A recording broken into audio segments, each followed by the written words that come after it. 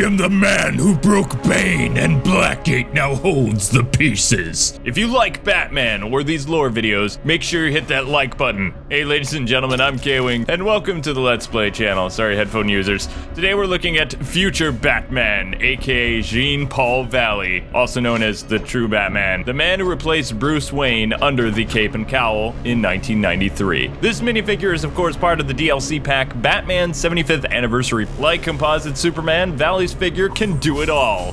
He shoots batarangs, has lasers, can dig with his gloves, use techno panels, bat grapples, and he glows in the dark, which was actually a feature of the Bat suit for future Batman. So a little background on Jean. He first appeared in Batman Sword of Azrael, October 1992. And then in February 1993, he became the second Batman, which happened near my birthday, and I remember as a kid being so mortified and devastated by that. In fact, I just stuck to watching Batman the Animated Series because while Batman was broken in the comics, the real Batman was on TV every weekday afternoons on Fox. Without Bruce Timm during this dark time, I probably would have stopped liking the Batman, even though Keaton was, still kicking butt on the silver screen. As for Valley's origin, well, he was a Gotham University computer science graduate student, meaning he knew about technology. Remember that, gang? That will be important later. Unknown to young Jean, he is part of a deadly assassin cult called the Order of St. Dumas. Since he was a child, he's been psychologically conditioned to be a killer. Kinda like Desmond, that one guy from that game. Anyway. Much like many Batman stories, Jean's father is killed before his very eyes and tells his son to become the new Angel of Death and avenge his father. Which he sort of does, but Batman defeats him pretty easily. He then teams up with Alfred and tracks down the man who killed his dad, using computers. Somehow, Batman gets kidnapped by the guy who beat Azrael's dad, and Azrael, Jean-Paul Valley, has to save him. Since, the college kid is basically Dick's age, Batman decides to help train Valley. Because no harm ever happened with Batman helping, a troubled teen like Jason. No. It should be noted that during this time, Nightwing does not approve of Jean, but Tim thinks that Valley is actually pretty cool. During Nightfall, Jean wears an all-black ninja costume and works with Robin, Tim Drake, constantly, on little patrol missions and learning detective stuff and things like that. When Bruce is broken by Bane, Valley takes over temporarily as the Batman. Keyword being temporarily. In fact, his stint only lasted about 1 year. Though I have to say, his methods totally freaked out Tim and the rest of the Bat family. Even Commissioner Gordon was kind of like, whoa. Even though Bruce forbids Jean from fighting Bane, Valley does so anyway and almost dies because of it. Bane mocks the imposter, like, "Oh, I broke the Batman, but you're just very sad." So back in the Batcave, Jean and Tim have a disagreement and falling out, and Valley almost kills Tim and says, "You're not my partner anymore, get out of the cave." And Tim's like, "This dude is freaky. I am gonna listen to the little Jiminy Cricket in my head and go to my house," which I can actually reach through the Batcave. Which, Tim's father never was really very concerned about that, I guess. But to be honest, everyone, the Robin books during this time were way better than the Batman run as Jean-Paul Valley. Tim had Stephanie Brown, his girlfriend, the Redbird, his awesome car, he worked with Oracle and Nightwing almost all the time. His books are what saved DC Comics for me in the early 90s. But I'll save that for another day because I could talk about Tim Drake for days. So while Jean is working on the new Batsuit, his cult training takes over and helps him create the most lethal Batsuit ever, using his tech skills. See? I told you that would be important, huh? I hope you guys are taking notes, because there's gonna be a quiz at the end. This Batsuit had everything from claws for hands, hidden blades, bat missiles laced with fear toxin. That's messed up. Strong bulletproof armor and other armored parts of his body. Night vision, built-in oxygen thing, because his mask actually came down like, a hood. It was like a ski mask with bat ears. He had more weapons and utility belts than Batman ever carried in a battle. In fact, this guy was like souped up Gadget Man rather than Batman. What's funny though is all these advances and awesome suitness is all thanks to the voices in his own head. Or as Jean calls them, the system. Did I mention he keeps seeing his dead father in St. Dumas while he's Batman? No? Well, he's kind of crazy, but we love him. So with that said, fueled on the system, Batman 2 heads to Gotham Square to challenge Bane to mortal combat. The man who broke the bat accepts and they fight for Gotham's soul. Or, control of it. Valley, unlike Batman though, cheats constantly during the fight, like using a built-in solar flare like TN and poison-tipped bat darts. I mean, he's totally cheating. Another interesting thing about this Batman, he's so caught up in the fight with Bane that he almost kills an entire passenger train. Luckily for him, Robin saves the day, but after the fight things get really freaky for, a young comic reader. Bane actually begs Batman to kill him on his knees. Gordon, the GCPD, and Tim watch on in bated breath, waiting to see what Batman's gonna do. Is he still the same old Batman, or is he a new guy? Using his old Batman voice, because he can mimic, Bruce Wayne very well, he basically says, "No, you're broken, and Blackgate can hold the pieces." And everybody cheers, and Robin's like, "Yes!" Which actually they kind of used in an animated series episode, so yeah, like when Bruce Wayne's fighting Kyodai Ken, the ninja. I'm surprised Kyodai Ken didn't make it into Lego Batman 3. DLC maybe?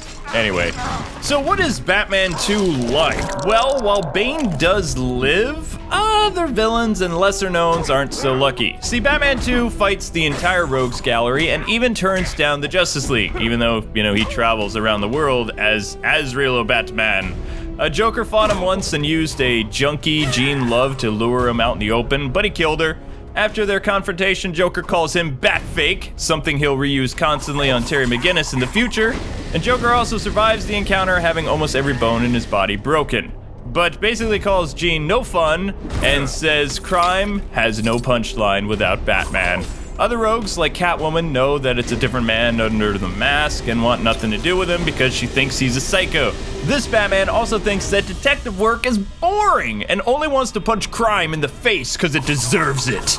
Because of his brutal breed of justice, too, a lot of innocent people die in Gotham as a result. One case in particular that fueled Batman's return, the real Batman, Jean had cornered a known serial killer and left him hanging on a vat of chemicals. Similar to the Joker, except these aren't good chemicals. And he doesn't save him when the guy falls in, so he pulls a bail. I won't kill you, but I don't have to save you.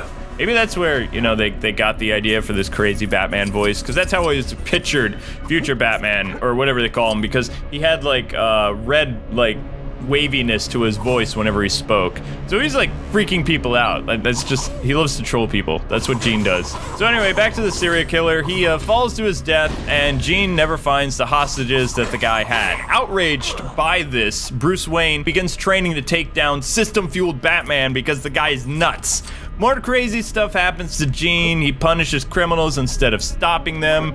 His suit also somehow becomes red over time, kind of like Azrael's former costume, and he looks basically like a red bat demon rather than a Batman. Nightwing, who's back from a Titan adventure, has basically had enough of all the craziness of this new Batman. And he's also still mad that Bruce didn't ask him to be the replacement, even though he would have said no, because I'm my own man, I'm not in your shadows. That's probably why Bruce didn't even, go up to Nightwing. Anyway, they have a fight, and Nightwing does pretty well, but Azrael has all this advanced assassin's technology stuff and easily defeats the former Boy Wonder. A guy, mind you, who took down Trigon. But anyway, he's no match for this crazy assassin Batman. Luckily for Nightwing though, the real Batman appears and they fight.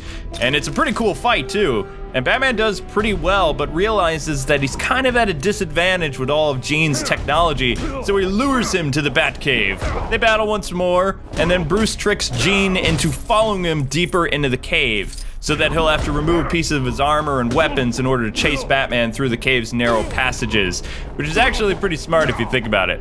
Eventually, he comes face to face with Bruce Wayne and is blinded by the sunlight behind him. He drops to his knees and begs the real Batman's forgiveness. Bruce, realizing that, some of this is his fault, is kind of like, leave and never come back. Best part of all of Nightfall, folks. Well, of course, I hated the part where Dick got beat by a crazy psycho cultist Batfake, but this scene was pretty cool. Oddly enough though, Jean-Paul Valley does return as an agent of the Batman. He has a different costume and even gets a costume from Bruce Wayne eventually to, be part of the Bat family again. He helps Batman, Cassandra Cain, Tim Drake, Spoiler, and Nightwing during No Man's Land, and even works with Oracle, but she thinks he's kind of a whack job. The new Batgirl even sees Jean as kind of like an older brother, because they were both basically raised the same way by crazy parents. Also, Valley succeeds in destroying most of the Order of St. Dumas in the early 2000s, but still suffers from his crazy mental illness and talking with ghosts. Sadly, Azrael does not get a happy ending. He dies before the events of Hush in a battle to save a small town, which is on the outskirts of Gotham. There's like a population of 100 people. Though his body does disappear in the battle, his death basically goes unconfirmed until 2009, where he gets like a little mention on Dido's chalkboard that, yeah, he died. So DC finally selects a new Angel of Death, Michael Lane, who becomes the second, or maybe 200th Azrael, I don't know. So what became of Valley? Well, he returned as a zombie in Blackest Night and messed with Tim and Nightwing more or less. So he came back to troll once again and stab people with his big knives. The character as Batman is set to appear in Convergence, where he will battle other worlds and work alongside pre-52 Batman or Bronze Age Batman, I'm not really sure yet. His re-debut in the New 52 is this April and May. Well, it's not really gonna be called the New 52 anymore, it's gonna be called Divergence or DC Comics, something. Yay! Did you know that Jean-Paul Valley has never appeared outside of the video games? Mostly he appears as Azrael, the Angel of Death. Now in Batman Arkham Origins on PS3, Valley in his Azbat suit appears as an exclusive and comes with some Nightfall-themed challenge DLC, which by the way is the hardest DLC in the game. Those challenges are nuts.